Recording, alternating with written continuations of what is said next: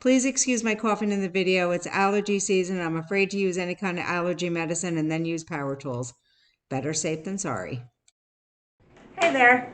Sorry about the very long delay from the last video. I have not been able to get down here and do any wood turning in about a month. And I'm looking into new computers for the editing, so I really haven't even been doing any editing of any of the things that I did in the past, so I've been really lazy. I guess I got in the summer haze, I don't know. Anyway, I did some traveling, did a lot of socializing, so time to get back to the fun stuff, which this is actually more fun for me than most of the other stuff. So anyway, I had a fantastic friend named Kathy who had contacted me and told me that she had some pieces of cedar that had been cut down years ago, which is amazing because it's so thoroughly dry. I don't have to worry about it changing any shape once I finish turning it and let it air dry. It's not going to change shape when it's been drying for like, I don't even know how many years. Anyway, I'm going to try to do a large, like a very shallow bowl, almost not quite a platter, almost just a very shallow bowl. But I really would like, normally you're supposed to cut the pith out. The pith is the center of the log.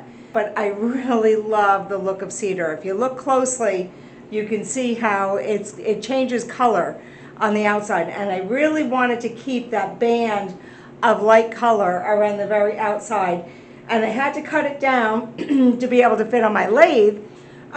So what I did was I sprayed water all over it. This is closer, this is not, that's closer to the color it'll end up being after, but so this is what I was looking at, and I was having trouble trying to tell exactly how it was going to look. This will be the bottom, but hopefully I am able to keep a little bit of this light tan band, and then once the poly acrylic is on it, it will darken up like this, but then it'll stay like golden around the outside. It's cedar. They had a tree cut down many years ago. She has quite a few of these pieces, so you may see me doing a few things in this cedar because I was able to get 3 slices. This is the smallest of the 3 slices.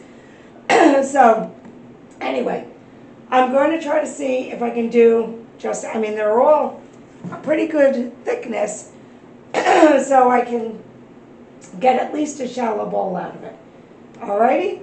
I've already marked off, so I'm going to keep the pith, obviously, so that I keep the color. I've marked off the center holes, and I'm going to put a faceplate on. I was concerned about these screws being too long, but this is way thicker than I thought it was just looking at it. So the screws will be fine. I'll put them in and get this on the lathe. And I have allergies, so I'm not COVID bound or anything bad. I'm just having trouble with the allergies. So, alrighty, I got this marked. Let's find the first hole, and I'll mark another so that I know I have it centered. I did the pilot holes already. Okay, the jigsaw was too shallow, so we're gonna go with the bandsaw. Hopefully I have enough clearance to get this done. Just to reassure everyone, I am wearing safety goggles and a N95 mask to keep the sawdust out of my lungs. And when I'm reaching and getting the pieces of wood, I am always putting my hand behind the cutting edge of the blade.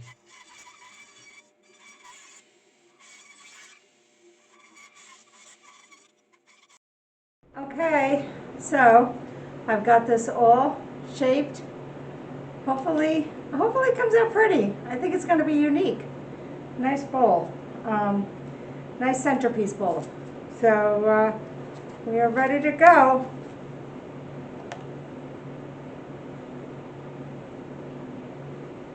We're going to start with the carbide tip. One thing I forgot to do, I've got to mark where the outer edge of this platter is because the wood is not round. So there's parts where I can hit my hand if I go too close. So that should be safe. It's just going to be slow going until we get it smooth.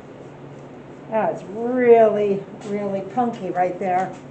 Very rough. So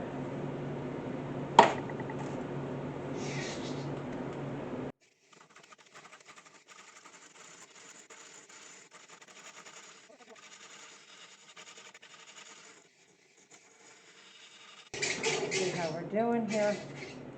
All right. I got in the bottom pretty flat. We've worked a bit off. Let's see if we can move a little closer.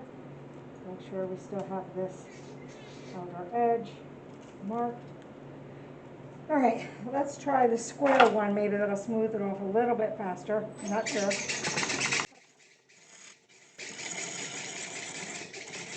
I want to make this slightly concave because this is going to be the, the base that it's going to sit on.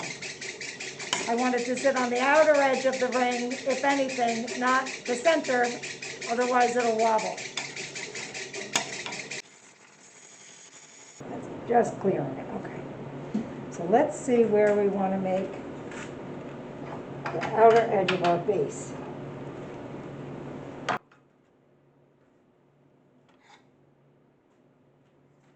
think that we want the base to be at least out here. Since it's so odd shaped, we need to have a pretty big base. I don't know if that's not going to fit in the truck. So I have to go smaller. There we go. Okay.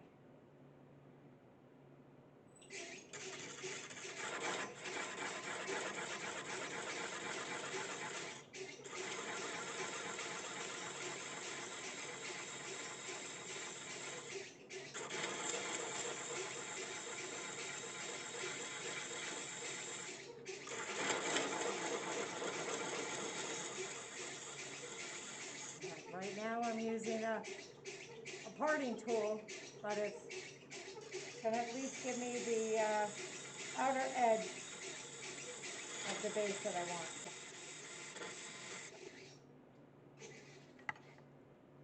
Okay. Let's just double check whether that's going to fit in the truck or not.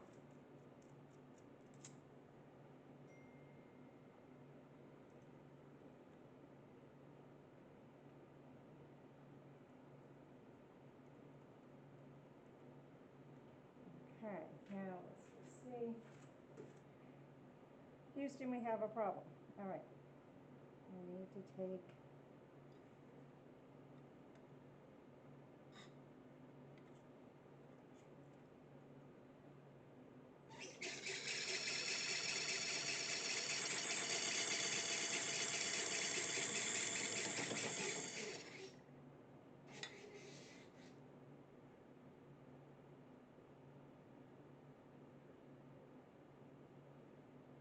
that will fit.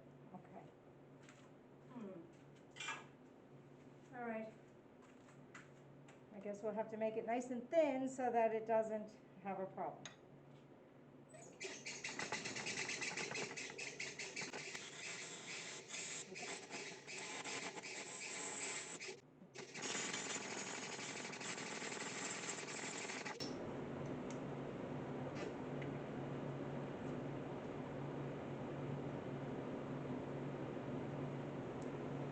All right, so the reason I keep going back to do this part here is because the base, I have to have this groove on the outer side of the base the exact right depth. And I can't, there's no sense in like gauging this depth and getting this depth just right and then smoothing this out because then this depth is wrong again. So I keep going back to this part here to make sure that this is smooth.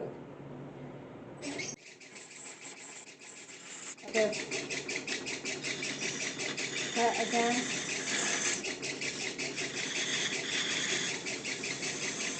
And this cut has to be on a slight angle so that it sits inside the chuck, and the wood angles outward so that the chuck is holding it tighter. The other key, see, I have a ridge here which has to come out. You can't have that there. The other key is that the top of the chuck arms have to sit on flat on a surface. They can't be just partially on the surface. They have to be solidly on the surface, and then the wood has to be cut like this word so that it flanges out slightly in the chuck and it's got a better grip. So I have to get rid of that ridge there. So what I'm really doing is I'm just kind of jumping from one carbide tip to the other. I don't know why I always call that ergonomic. I don't know what. Mental glitch. All right, I do not think that's deep enough yet, but I have this chisel that I had sharpened to fit exactly inside the chuck so that I can measure to make sure that my cut is exactly on. Yep. I do not have enough of a flange going in. It's deep enough, but it's just not enough of an angle. So let's just see. Do I have this yet? All right, I'm good. I'm good.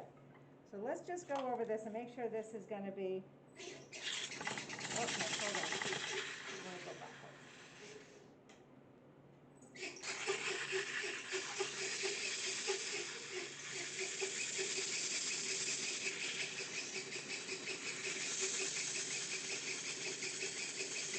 I want to make sure I can get rid of the chunkiness, or do I have to keep turning it and scraping it down?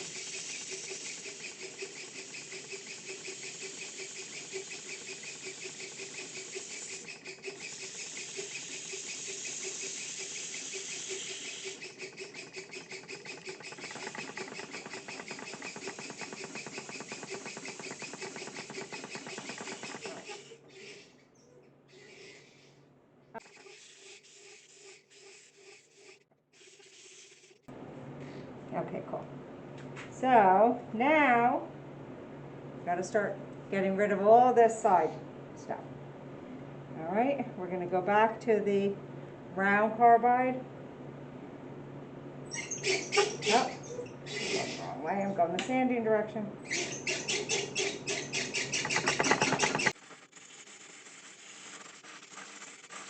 All right, I'm going to try a little bit with the bulb out.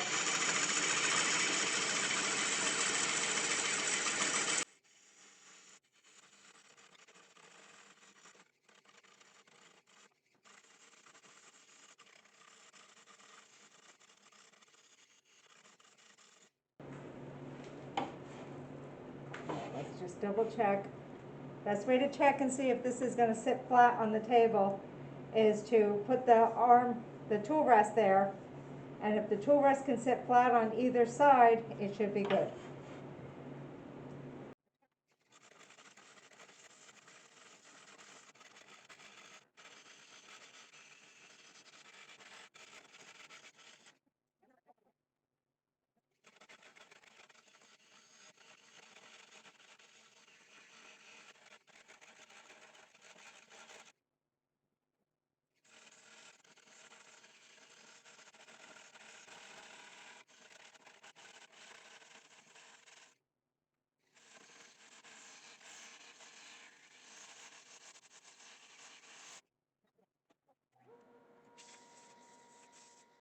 Okay, this is a little punky still, so I'm going to put some of the sanding sealer on, see if I can get some of these little nooks and crannies out of here so I have a more solid surface.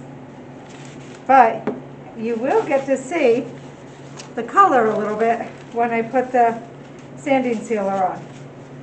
It'll go back away once it dries, but it'll at least give you an idea what it's going to look like. Look at that.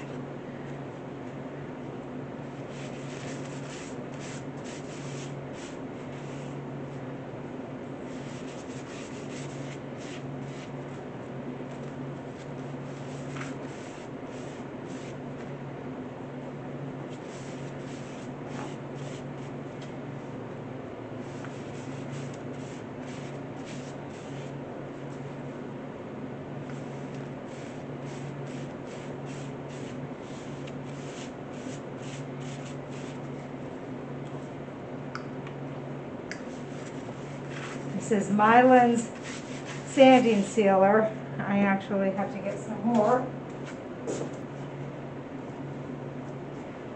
I just put it into the ketchup bottle so that it's easy to squirt out. And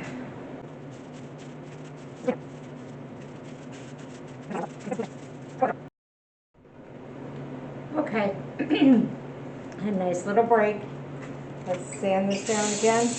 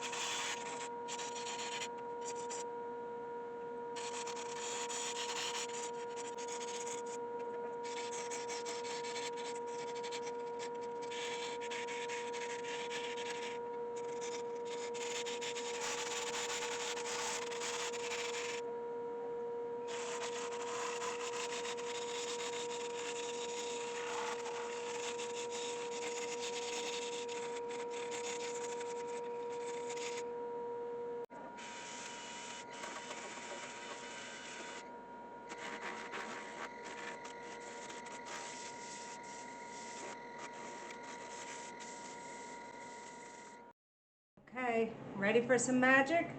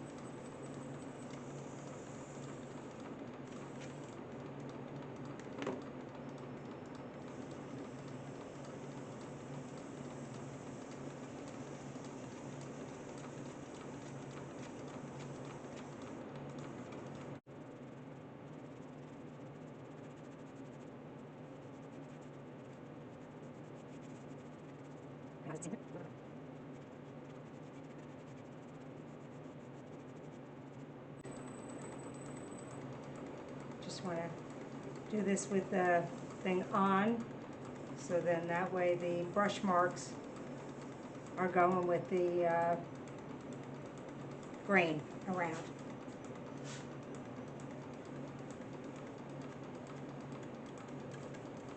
Yeah, just makes a mess when you have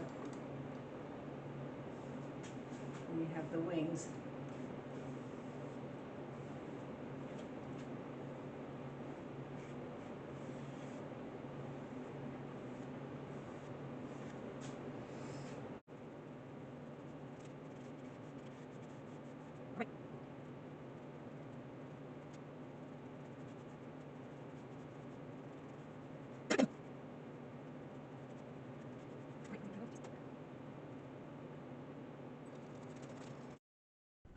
All right, just sanding before the next coat of polyacrylic.